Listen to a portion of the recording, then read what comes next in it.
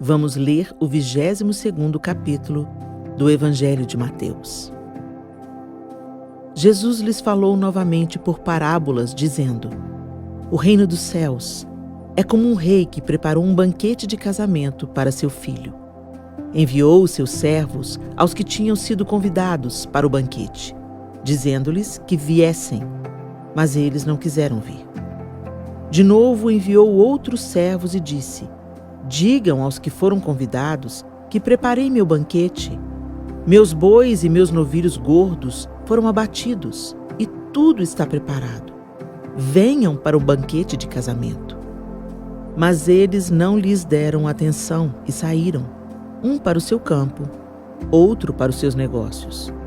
Os restantes, agarrando os servos, maltrataram-nos e os mataram.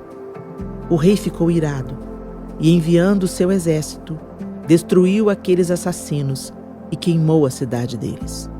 Então disse a seus servos: O banquete de casamento está pronto, mas os meus convidados não eram dignos.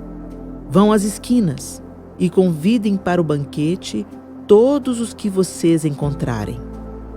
Então os servos saíram para as ruas e reuniram todas as pessoas que puderam encontrar, gente boa e gente má, e a sala do banquete de casamento ficou cheia de convidados.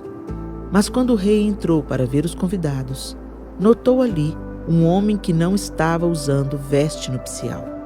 Ele perguntou: Amigo, como você entrou aqui sem veste nupcial? O homem emudeceu. Então o rei disse aos que serviam: Amarrem-lhe as mãos e os pés e lancem-no para fora, nas trevas. Ali haverá choro e ranger de dentes, pois muitos são chamados, mas poucos são escolhidos. Então os fariseus saíram e começaram a planejar um meio de enredá-lo em suas próprias palavras. Enviaram-lhe seus discípulos junto com os herodianos, que lhe disseram: Mestre, sabemos que és íntegro e que ensinas o caminho de Deus conforme a verdade. Tu não te deixas influenciar por ninguém, porque não te prendes à aparência dos homens. Dize-nos, pois, qual é a tua opinião? É certo pagar imposto a César ou não?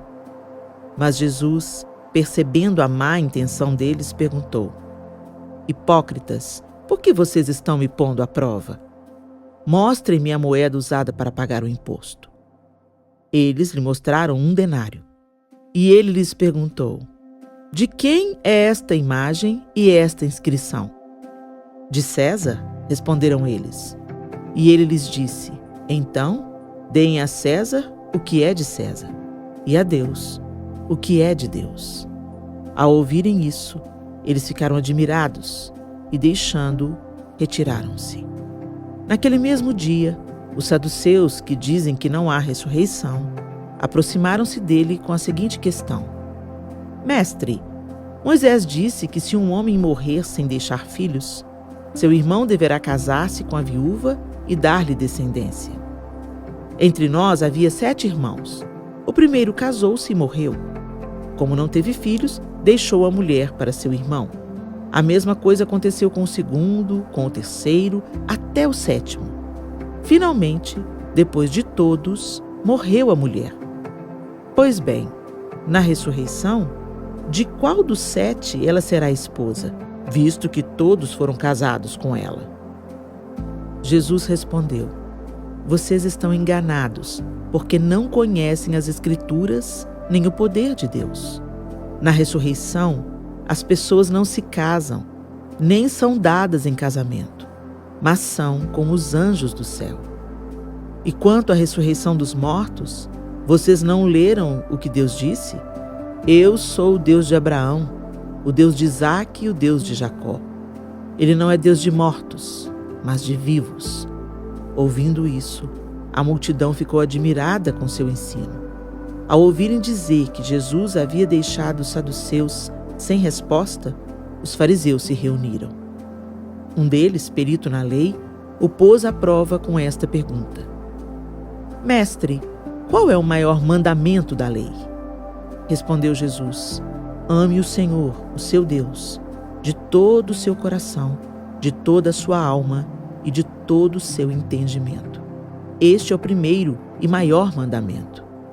E o segundo é semelhante a ele: ame o seu próximo como a si mesmo. Destes 2 mandamentos dependem toda a lei e os profetas. Estando os fariseus reunidos, Jesus lhes perguntou: o que vocês pensam a respeito do Cristo? De quem ele é filho? É filho de Davi? Responderam eles. Ele lhes disse: então, como é que Davi, falando pelo Espírito, o chama Senhor? Pois ele afirma: o Senhor disse ao meu Senhor: senta-te à minha direita, até que eu ponha os teus inimigos debaixo de teus pés. Se, pois, Davi o chama Senhor, como pode ser ele seu filho?